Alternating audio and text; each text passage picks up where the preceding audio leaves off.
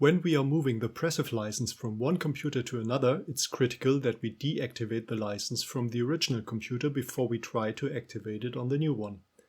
Deactivation on the original computer is pretty easy. All we do is open the program, go to Information, deactivate license, and then deactivate all licenses.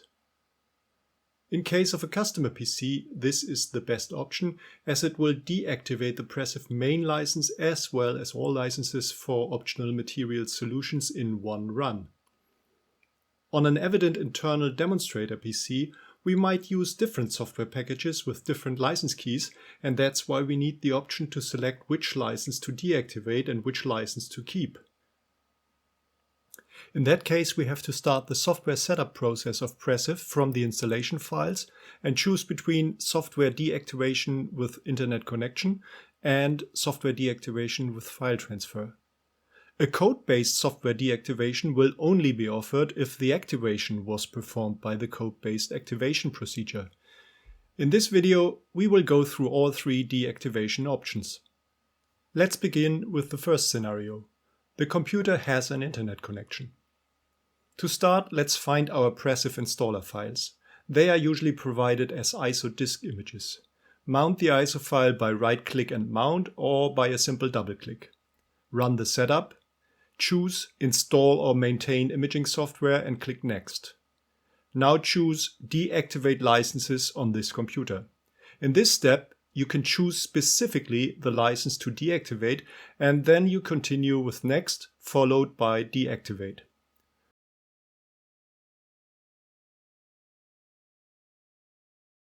The license server will come back with this confirmation. Now the license has been deactivated from the license server. If you want to recover the license, we can do that easily by Open License Information.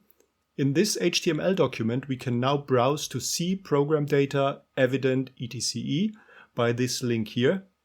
Or if we'd like to, we can always just browse there manually, and there's our license key file.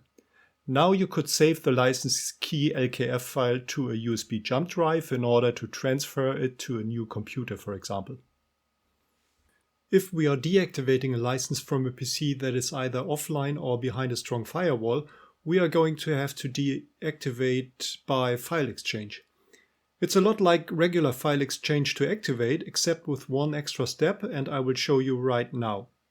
Run the setup again, choose Install or Maintain Imaging Software and click Next. Now choose Deactivate Licenses on this computer. In this step, you can choose specifically the license to deactivate, and then you continue with Next, followed by Deactivate. At this point, it's going to detect, hey, this computer is offline, and lets you do a deactivation by file exchange. Save the request file. I'm going to save it as PRECiV.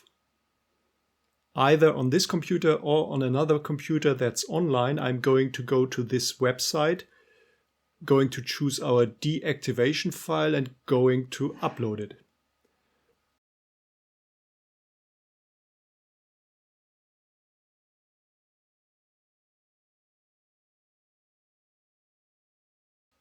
Now I'm going to keep the file that it gave us as a download. This one's called license PAF. I'm going to go back to the installer and load the processed file from the downloads, license path, and open. At this point, we have to save and upload a confirmation file to complete the deactivation. Until the activation website sees this, we are not going to be able to install it on another computer. So we are going to save the confirmation file. I'm going to call it deactivation PRECiV. Then I'm going back to the license server website, choose my confirmation file and upload it.